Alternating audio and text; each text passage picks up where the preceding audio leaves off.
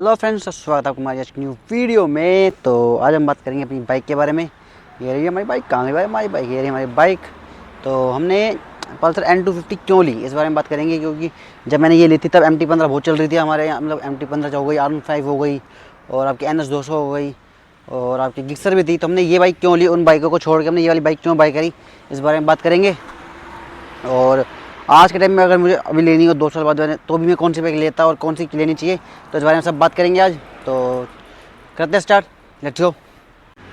सो ये रही दोस्तों ये बाइक। सबसे पहला जो अगर मैं बताऊँ आपको, एक तो ये आती है इस प्राइस की। अगर हम बात करें, ये आई थी 1,80,000 कुछ की। तो 1,190-195 की थी उस वक्त MT-15। तो हम पहले हम MT-15 से बता दूँ कि मैंने MT-15 क्यों नहीं ली थी, ये ली थी। तो जो मेन रीज़न था वो था मेरा बाई करने का, कि मेरे पास थी इससे पहले R15। तो R15 तो मतलब लेने का कोई सेंस नहीं था। और MT-15 में भी वही चीज़ है, जो पीछे की सीट है वो बहुत अनकंफर्टेबल हो जाती है। अगर मैं पिलियन के साथ रहूँ, चाहे पिलियन के बिना भी रहूँ, तो भी सीट बहुत छोटी है। अगर मैं सामान भी रख दूँ तो इतनी इतनी सी सीट रह जाएगी उसकी।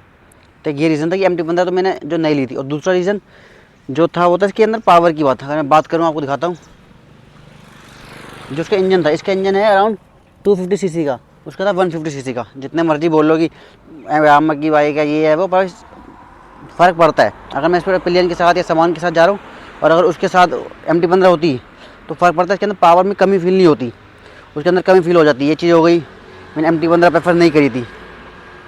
और इसका जो एग्जॉस्ट साउंड है भाई, साउंड मेरे ख्याल से one of the best sound मुझे इसकी लगती है। इसलिए मैंने MT-15, और इसकी पहले मैंने MT-15 का ही मन था कि ब्लैक कलर का लेने का, लेकिन फिर मैंने ये उस टाइम ये ब्लैक कलर नया आया था तो मुझे अच्छी लगी थी, और आवाज़ भी सुनी, आवाज़ बहुत प्यारी आवाज़ थी इसकी। तो इसलिए मैंने ये बाइक कर ली थी। MT-15 ली ही नहीं, MT-15 को हमने साइड कर दिया। और रही बात, अगर हम बात करें R15 की, कि हमने R15 की वजह ये क्यों ली, तो एक तो मैं इसका लुक दिखाता हूँ आपको। लुक्स में कोई कमी नहीं है, दिखाता हूँ कि R15 में मेन जो था, R15 के लुक्स की वजह से लेने का वो था। अगर मैं इसके अंदर लुक्स की बात करूँ, one of the best looks मुझे लगता है नेकेड बाइक में। R15 फेड बाइक थी, तो इस वजह से हमने ली नहीं। और पहले हमने R15 को सेल करके ये ली है, बिकॉज R15 अनकम्फर्टेबल हो रखी थी बहुत ज़्यादा। तो इस वजह से एक तो ये रीज़न था कि R15 तो लेने का कोई मतलब था ही नहीं, बिकॉज बहुत ज़्यादा अनकम्फर्टेबल बाइक थी वो। तो इसलिए क्योंकि हमें टूरिंग के लिए चाहिए थी कि राइड्स वगैरह करेंगे या जो भी है, तो उस वजह से हमने बाइक R15 प्रेफर ही नहीं करी। और रही बात ड्यूक की, कि ड्यूक 250 या ड्यूक 200 चलो ले सकते थे, बट फिर वो ओवर बजट जाती।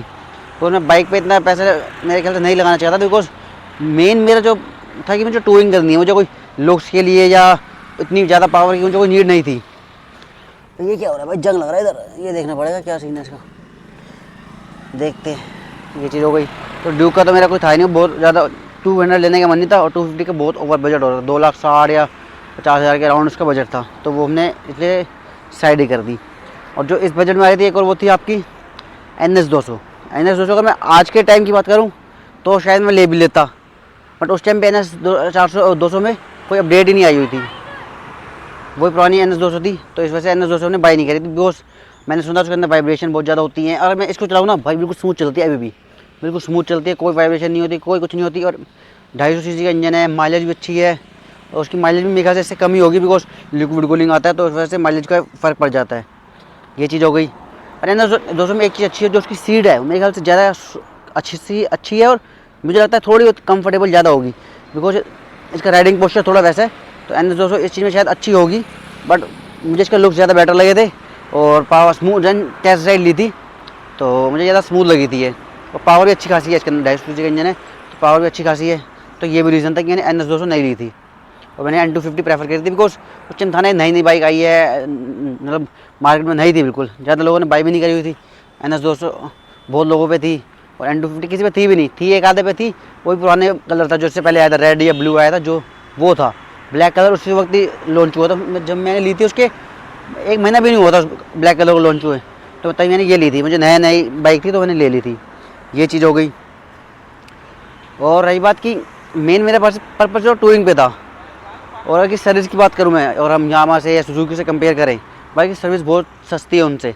फॉर एग्जांपल एक देता हूँ मैं, जब मैंने अपनी R15 वर्जन 2 था मेरे पे, उसके जो उसके डिस्क पैड खत्म होते थे वो आते थे 700, 800, 1000 के आसपास, 100-150 रुपये के बाहर मिलते थे।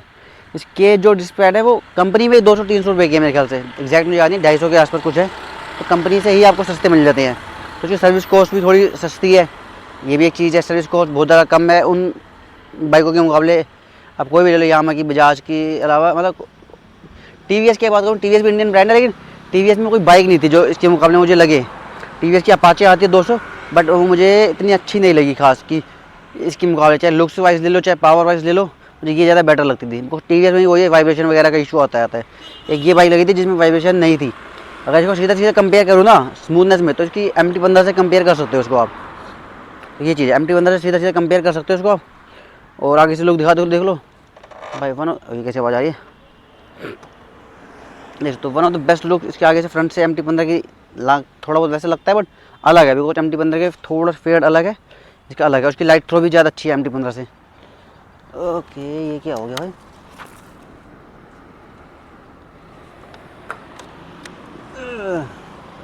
देखना पड़ेगा क्या सीन हो गया। हाँ, तो ये चीज़ हो गई। एक तो MT-15 की तरह थोड़ी लग रही थी, और MT-15 मेरे फेवरेट रही है, बट वही तो उसके अंदर पावर की कमी थी और क्या कहते हैं थोड़ी अनकंफर्टेबल बाइक थी वो, इस वजह से वो नहीं ली थी हमने। और ये थोड़ी नई आई थी तो ये ले ली, और 2 साल से चला रहे हैं। देखा होगा आपने, राइड्स वगैरह मैंने करी है, टूरिंग करी है इस पर, बिल्कुल बढ़िया से मक्खन की तरह चलती है। और अभी तक कोई टचवुड कोई दिक्कत आई नहीं है इसके अंदर। ऐसी खास छोटी मोटी दिक्कतें आई हैं, वो तो हर बाइक में आती रहती है। तो ये चीज़ हो गई। और हमारा बजट जो था, हमारा 2 लाख के आसपास का बजट था, तो हम चाहते तो MT-15 भी ले सकते थे, बट वही था उसकी हमें वो नहीं लगा। और कई लोग बोलेंगे सुजुकी गिक्सर ले सकते थे 250, वो आपके आसपास बजट के आसपास ही थी। पर सुजुकी गिक्सर के मुझे लुक्स इतने अच्छे नहीं लगे थे उसकी, मतलब सुजुकी की 150 ले लो या 250 ले लो, ऑलमोस्ट सेम लुक्स थे। तो इस वजह से हमने वो बाई नहीं करी। तो मैं लुक्स भी, मेरा मेन प्रेफर लुक्स था और पावर भी थी कि टूरिंग में दिक्कत नहीं, लुक्स भी मेरे को चाहिए थे अच्छे, इस वजह से हमने ये ले ली थी फिर। और अगर आप बात करें उसकी सीधी की, आप बजाज की जो आती है आपकी RS 200 जो आती थी, वो भी अगर देखा जाए तो इससे ज़्यादा कंफर्टेबल बाइक होगी, बिकॉज उसका पोस्चर थोड़ा ऊपर था। बट यही है, ओए पप्पी आ गए ओए। हाँ जी, आपको बाइक में वीडियो में आना है उसका ये तो उस टाइम नया कोई वो ही नहीं है उसके, उसमें भी कोई अपडेट अभी, उसमें तो अभी अपडेट नहीं हुई है। उसका अपडेट आता है तो देखेंगे फ्यूचर में, अगर हमने प्रेफर करें इसको बाई करने के लिए, बिकॉज R15 से लाख गुना बेटर है उसका पोस्चर है, और मेरे ख्याल से मतलब कंफर्टेबल है, वाइज है, उसकी सीट भी कंफर्टेबल है। तो ये चीज़ है, उस टाइम कोई अपडेट नहीं था। तो एक यही बाइक थी जो अपडेटेड थी, न्यू थी, और पावर भी अच्छी खासी आ रही थी, और लुक्स भी अच्छे थे, और बजट में थी, और सबसे बढ़िया सर्विस सस्ती थी इसकी। अभी तक मैं ये बोलूँगा सर्विस इसकी सस्ती ही दिखी है मुझे और बाइकों के मुकाबले, चाहे आप यामा की ले लो, चाहे आप TVS की ले लो, चाहे आप सुजुकी की ले लो, कोई भी ले लो, इनकी सर्विस ज़्यादा सस्ती है उनसे। और अभी तक तो मैंने कंपनी में सर्विस करवाई है, और बाहर का भी करवाई है, कुछ हुआ तो पता नहीं, बट अभी तक सर्विस कंपनी में ही हुई है। अब इसके इंडिकेटर टूटा है, अब ये इंडिकेटर यहाँ पे है 400-500 रुपये का मेरे ख्याल से कंपनी में, और ये अगर दूसरी कंपनी का होता तो शायद 800-900 का इंडिकेटर हो सकता था। ये या तो मुझे पता है 1000-1200 का इंडिकेटर आता है आपके MT-15 का भी। तो ये चीज़ है, सर्विस थोड़ी सस्ती है, वो इंडियन में बन रही है तो इस वजह से भी सस्ती है। तो टैक्स वगैरह इतना नहीं लगता है इनके बाहर से आने में। तो ये चीज़ है, और लुक्स देख सकते हो। तो ये कुछ रीज़न थे कि हमने अपनी N250 प्रेफर करी थी और बाइकों के मुकाबले, चाहे MT-15 हो, चाहे आपकी अपाचे हो, या मैं ये तो आती थी FZ250, सेम चीज़ थी, सेम पावर थी, सेम गियर इशू था, और सेम ही हर चीज़ थी, लेकिन उसका लुक्स वाइज मुझे पसंद नहीं आए। तो लुक्स भी मेरे लिए मैटर करते थे कि लुक्स भी अच्छे होने चाहिए बाइक के। तो ये चीज़ थी, इस वजह से हमने वो नहीं ली थी। तो देख सकते हो, ये कुछ रीज़न था जिस वजह से हमने ये बाइक ली थी। ओके, अब यहीं पे सो ये कुछ रीज़न थे जिस वजह से मैंने ये बाइक ली। उसको नेगलेक्ट करते हुए आपके अपाचे, MT-15 और जितनी बाइकें थी R15 वगैरह, उसको नेगलेक्ट करते हुए ये बाइक ली थी। आई होप आपको वीडियो पसंद आई होगी। सो वीडियो को लाइक कर देना, चैनल को सब्सक्राइब कर देना, और जितना हो सके वीडियो को शेयर कर देना, जो मेरा भाई सोच रहा है। और एक और बात की अभी लेनी चाहिए भाई, इसके अंदर और अपडेट आ चुकी है, तो अभी तो और अच्छी बाइक बन गई है। ये कमियाँ हैं, कमी हर बाइक में होती है, पर इसके मुकाबले अगर आप और कोई बाइक देखोगे मुझे नहीं दिख रही फिलहाल, जो इस पावर में, इस बजट में आपको मिल जाए। तो मिलते हैं अगली वीडियो में, तब तक के लिए बाय बाय।